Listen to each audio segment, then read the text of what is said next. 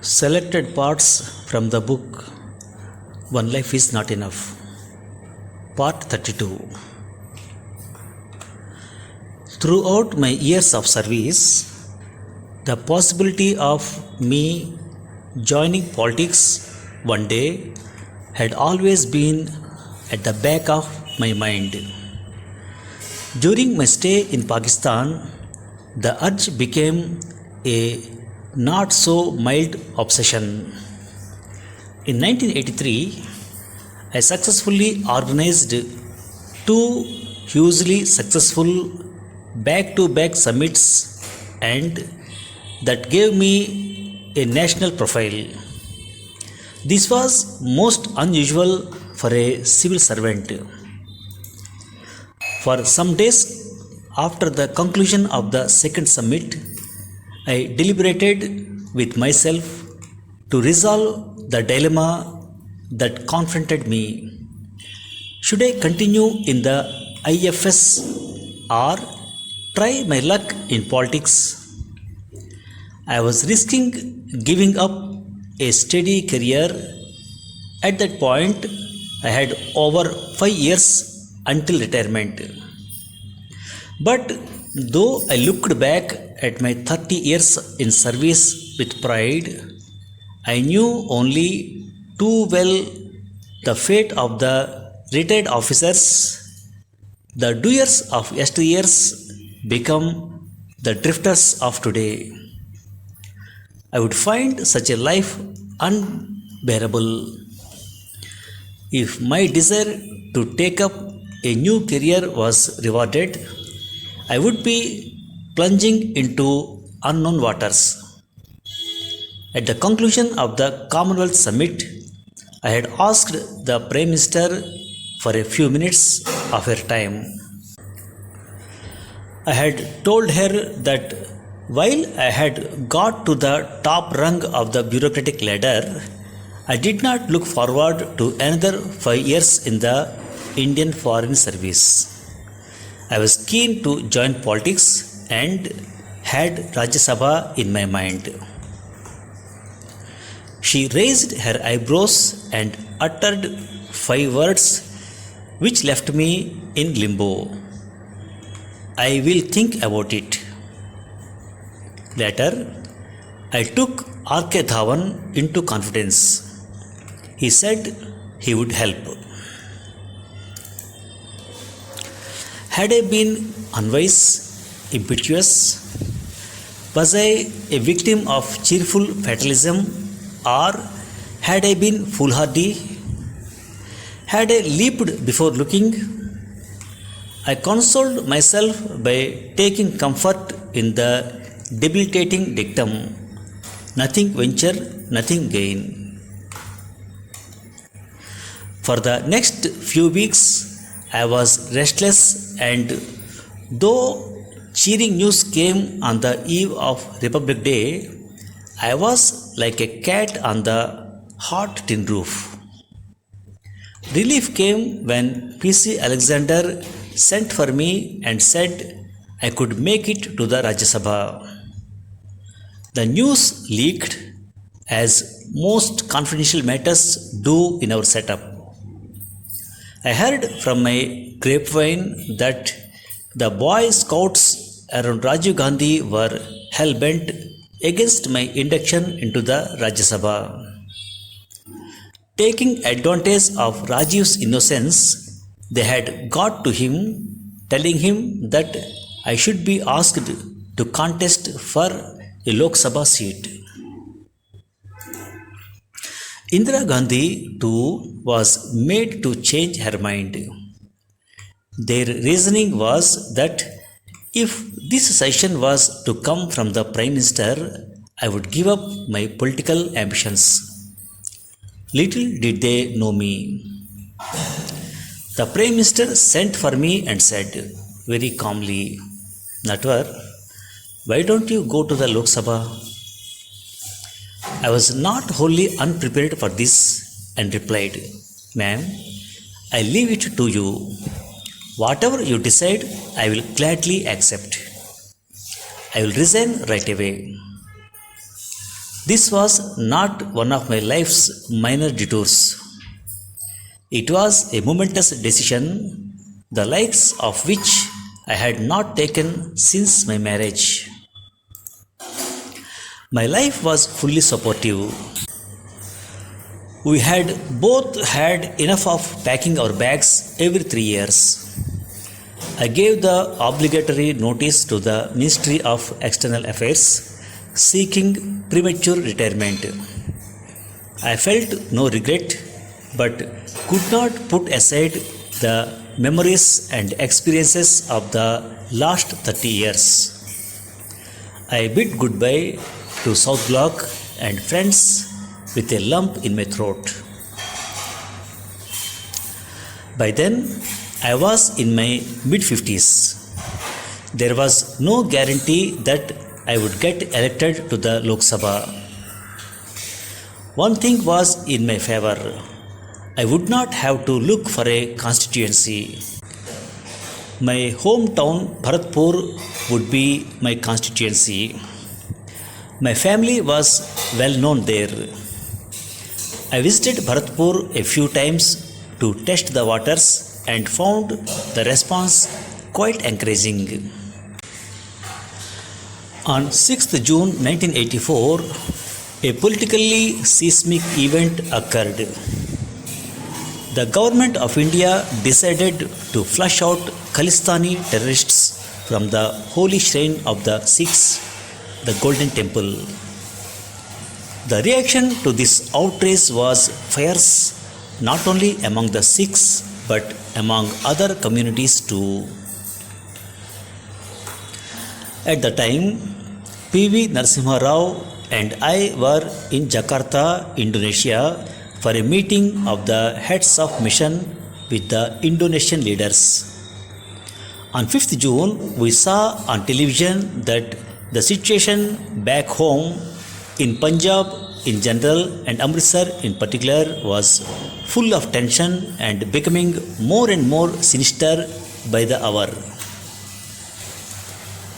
Jarnail Singh Bhindranwale and his supporters had locked themselves up inside the Golden Temple and they were fully armed.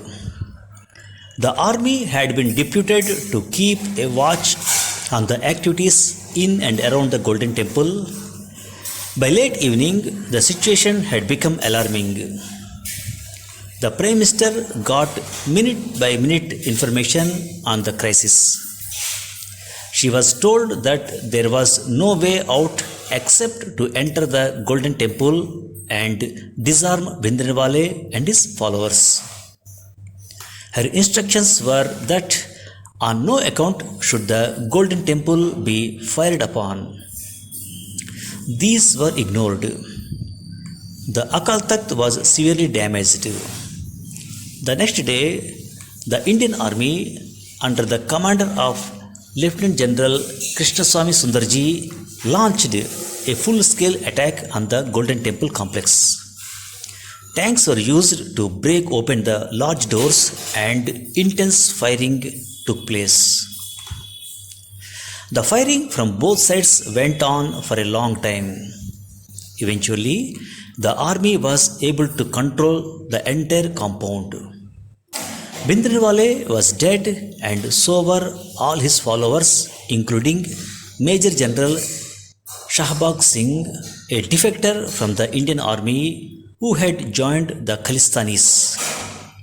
I remember telling Narasimha Rao, "This is a great tragedy. It could have been avoided.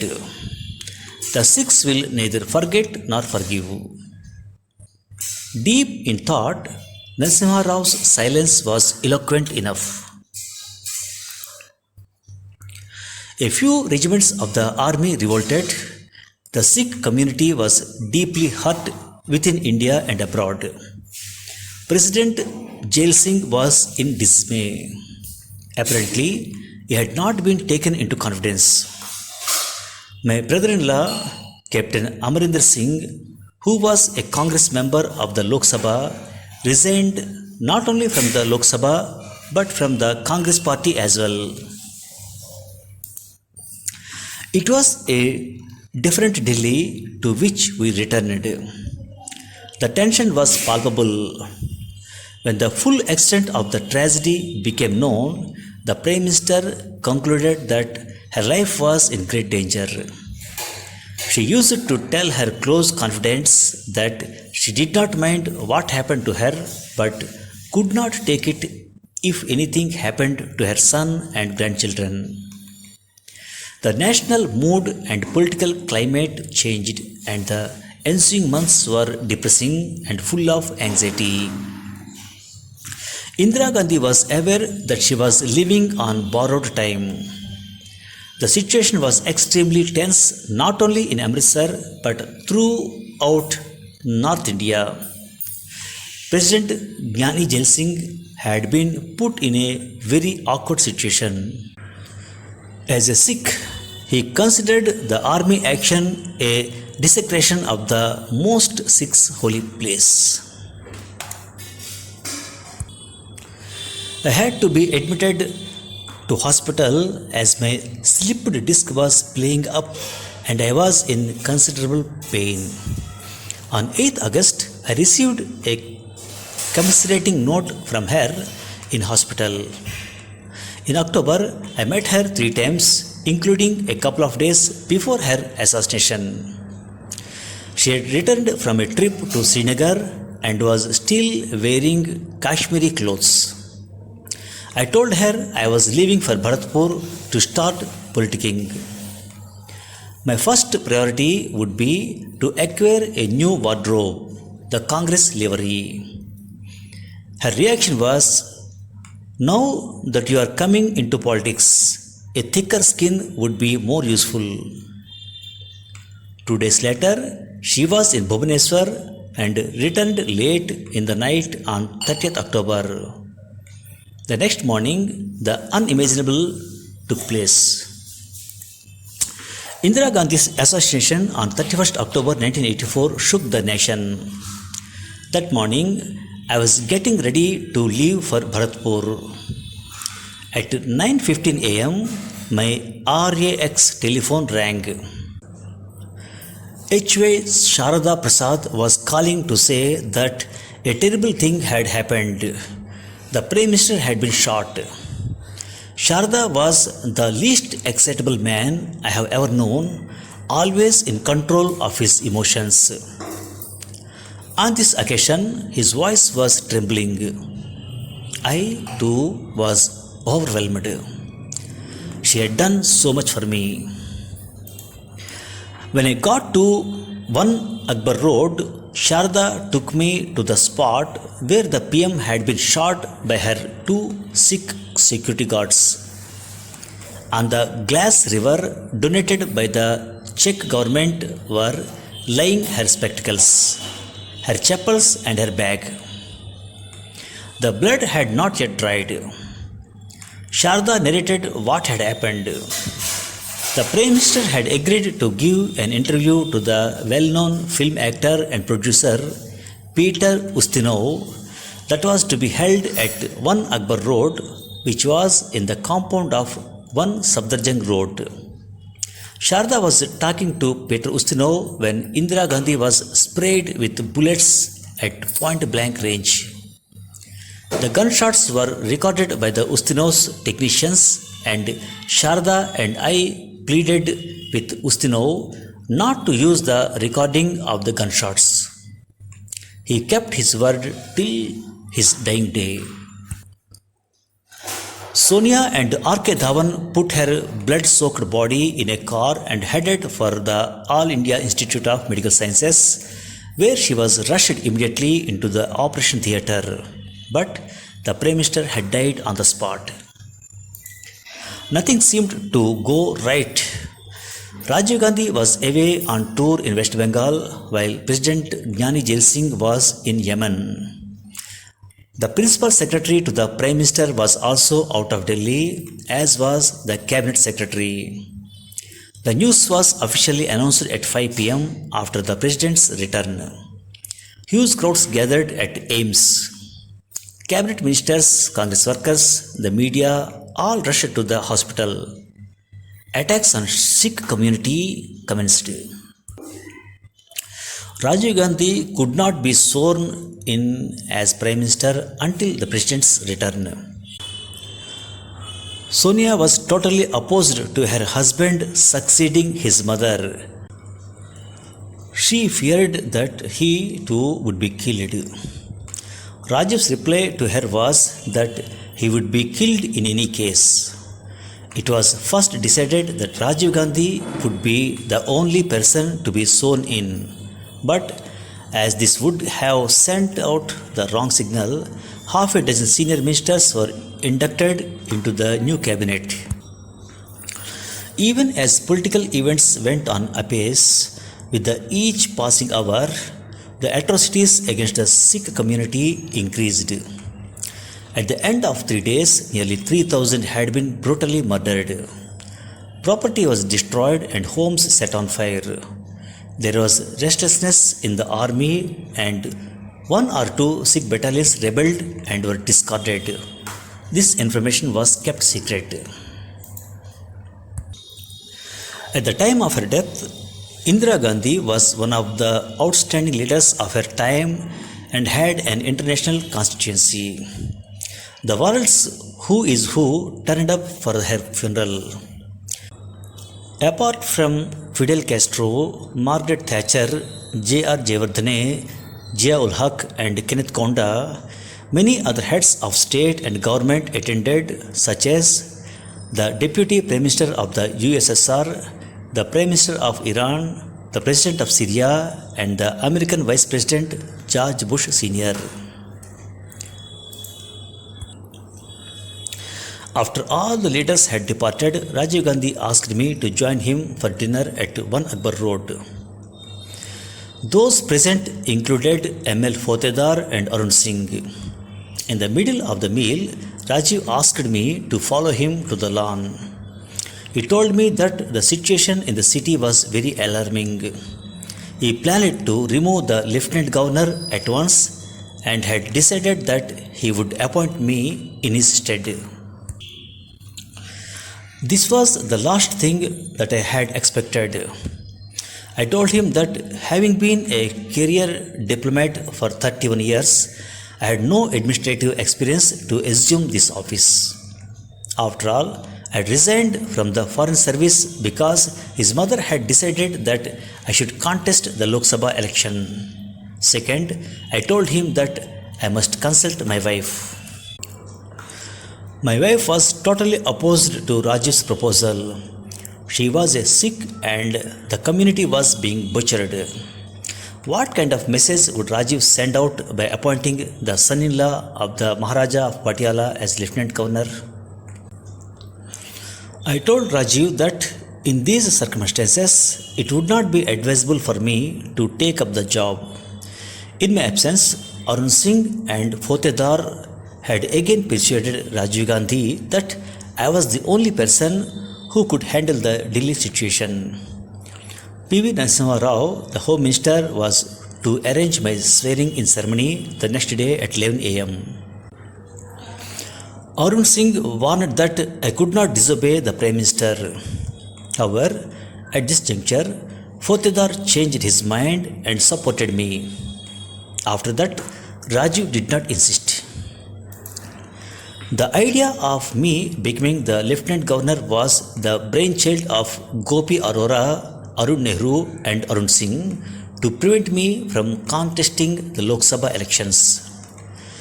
When their scheme failed, they thought of an alternative. Arun Nehru called me to say that the Prime Minister wished me to go to London as High Commissioner. I met the Prime Minister telling him that I was mystified by Arun Nehru's call as I had already left the Foreign Service. I was also aware of the machinations of his inner circle to deny me the Lok Sabha ticket now that Indira Gandhi was dead. Rajiv reassured me that no change would be made and I would be the Congress candidate from Bharatpur. What distressed and annoyed me was that some of his closest advisors were misguiding a decent and trusting man at such an ominous time. Thanks for listening. Had I been unwise, impetuous, impetuous, impetuous means acting or done quickly and without thought or care. I consoled myself by taking comfort in the debilitating dictum nothing venture, nothing gain. Debilitating. Debilitating means causing weakness.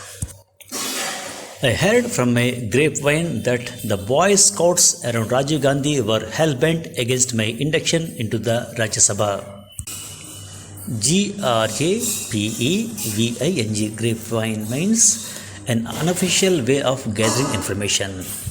Hellbent, Hellbent. Hellbent means determined to achieve something at all costs. My first priority would be to acquire a new wardrobe, the Congress livery. Livery means a special uniform. What distressed and annoyed me was that some of his closest advisers were misguiding a decent and trusting man at such an ominous time. Ominous means suggesting that something unpleasant is going to happen. Thank you very much.